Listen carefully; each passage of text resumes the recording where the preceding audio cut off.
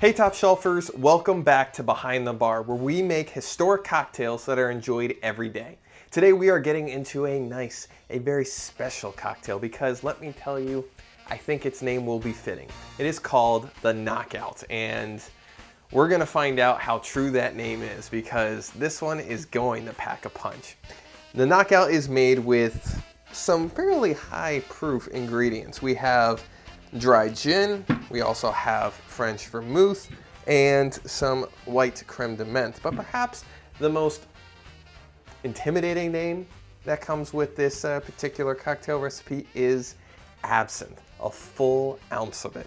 So this should be quite interesting to get into. Now, as with all things with our cocktails, we're going to start off with our drink and we're going to chill it down. Instead of putting it in the fridge, I'm going to use ice and water to make sure that it starts to cool down while I will make our drink. So let's grab it. Throw in our water-ice combo there. Add some extra water with our pitcher. Perfect.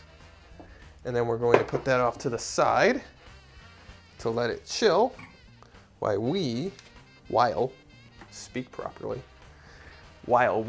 get into our drink. So let's bring out our handy dandy stir, and we're gonna start out. This is a very easy cocktail to make. It is 4 ingredients, but it also has 3 different equal parts of vermouth, gin, and absinthe, each at an ounce. So that's where the knockout punch is gonna be coming from. Good amount of alcohol coming into this drink. So let's measure out our 1 ounce of French dry vermouth. You can also use a sweet vermouth. I'm sure that's going to change up the flavor quite a bit, but considering that we're using white creme de menthe, for me, I think we're okay to use a drier vermouth since all that sweetness is going to be coming from both the absinthe and the creme de menthe. Next, we're going to follow that up with 1 ounce of dry gin. I love Bombay Sapphire, so if I'm going to go with a dry gin, I'm going to go with my favorite. And I think for this drink, when we're using good absinthe especially, a good gin is warranted. So we'll measure out a full ounce there. It should be about the last of this bottle. Yeah, close enough. We'll finish that off camera.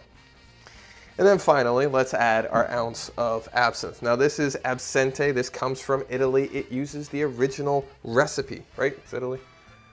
Nope, sorry, it's France. I'm blind, I'm sorry. This comes from France, but it uses one of the original recipes that dates all the way back to prior to Prohibition, including the genuine wormwood, which is what caused it to be banned in the first place because 1, they wanted to ban all alcohol, and 2, wormwood had this toxin called thujan in it, and it was just really convenient to make a whole lot of experiments that were blown way out of proportion in order to get this and all of alcohol banned from all of Europe.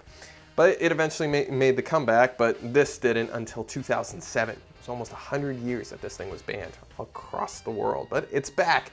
And I am so happy about it because this stuff is delicious. So let's pour out our full ounce. You're gonna notice this really cool green color. Look at that. That beautiful green color. Not at all synthetic either. This comes from all the herbs that you see in there.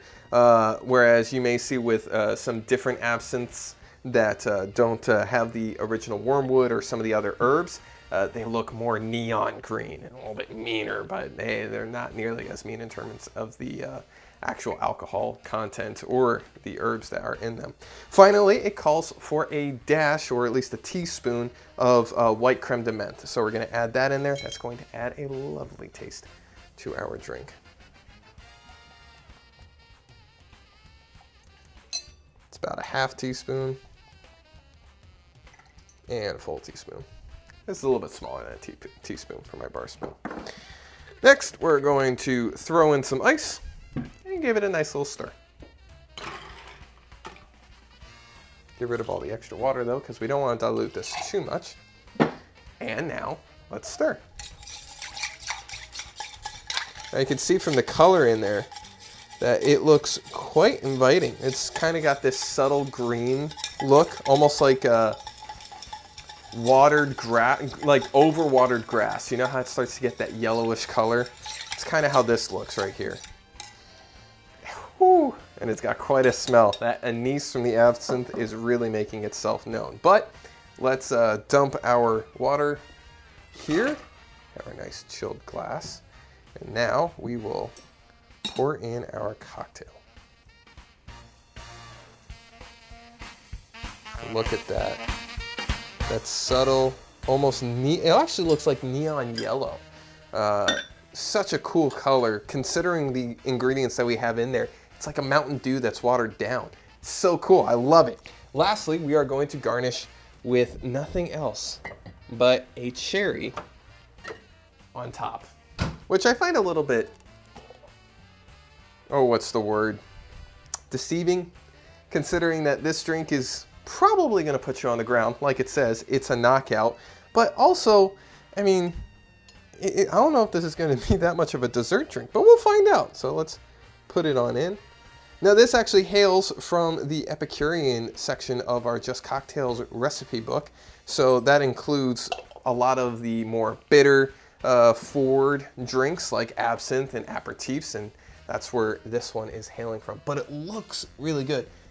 Last thing, I don't know if you guys remember this as kids. I do. When I was when the ice cream truck came around all the time, there was this Warhead's sour snow cone, and it was green, and at the bottom was a red cherry gumball that was filled with malic acid, which is what makes everything sour. It was so sour that I actually had to spit it out, but this reminds me exactly of that. It looks so much like it. So let's see if it tastes anywhere close. Hopefully not, but I'm sure this one's gonna pack a punch.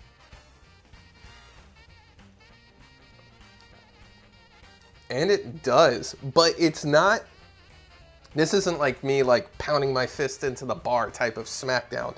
You can taste the absinthe. The absinthe is really good. It's proper, I think, with this drink to use a good absinthe like Absinthe. Don't use one of the cheap absinthes because the anise flavor is just gonna overpower everything. Since this one's far more subtle, it allows all the other flavors to come through. You get the dryness of the French vermouth, you get the delicious flavor that's kind of guiding everybody through it with the gin, and then that creme de menthe kind of just complements the absinthe so well. It's delicious, and I guarantee you by the time that you get to that decadent Luxardo cherry at the bottom, you may be on the ground drinking it, but that's okay, because that is what the knockout, I'm sure, is supposed to do. There you have it, guys. Try it out for yourselves. Let us know. Did this one knock you out? I'm sure if I finish it, it will for me, but there you have it, the knockout.